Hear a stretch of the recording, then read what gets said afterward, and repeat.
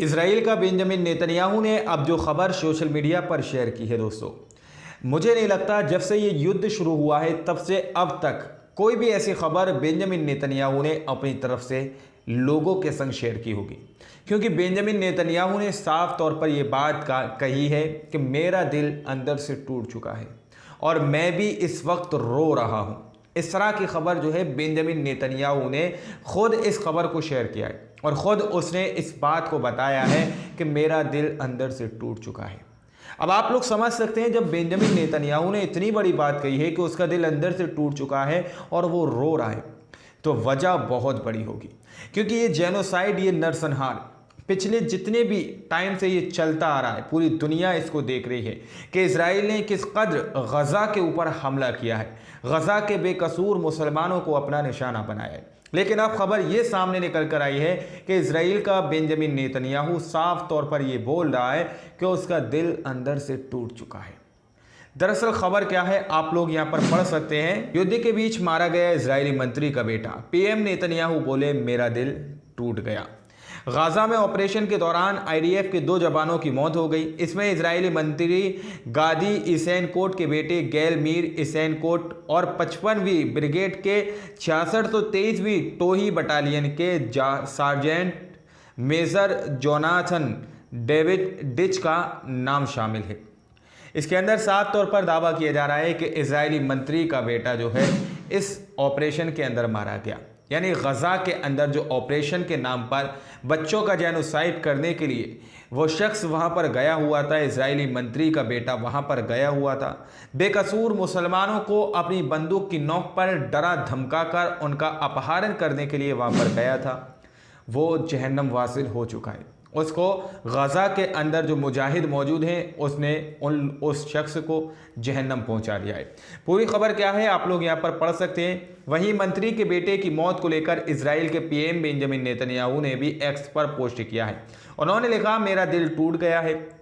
Israel के PM Netanyahu ने x पर किया पोस्ट। मंत्री के बेटे की मौत पर इमोशनल हुए नेतन्याहू, एक्स के पोस्ट में मंत्री को दी अपनी संवेदना।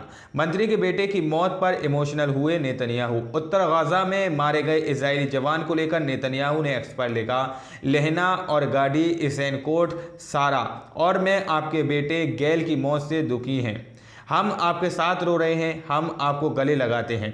गैल एक बहादुर योद्धा और सच्चा नायक था। हम आपके परिवार और हमारे सभी शहीद नायकों के परिवारों के प्रति तहे दिल से संवेदना व्यक्त करते हैं। सभी लोग प्यार और कृतज्ञता से आपके साथ हैं। दर्द कितना बड़ा है, दुख कितना गहरा है। इजराइल की सरकार और इजराइल के नागरिक आपके साथ मिलकर शोक मना रहे हैं। हमारे नायक व्यर्थ नहीं गए, हम जीत तक लड़ते रहेंगे। इस तरह की बात यहाँ पर बेंजामिन नेतन्याहू ने कही है।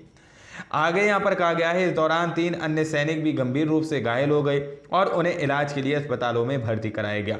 इजरायली मीडिया के अनुसार आईडीएफ ने कहा कि डिच दक्षिणी पट्टी में एक बंदूक लड़ाई के दौरान मारा गया था। उनके पिता गादी इसैनकोट आईडीएफ के पूर्व चीफ ऑफ स्टाफ हैं और वर्तमान में बेनी गैट्स की राष्ट्रीय एकता पार्टी की ओर से आपातकालीन सरकार में मंत्री के रूप में कार्यरत हैं। वह उच्च स्तरीय युद्ध कैबिनेट में एक पर्यवेक्षक भी हैं जो हमास के साथ चल रहे युद्ध के बीच निर्णय लेने का नेतृत्व कर रहे हैं।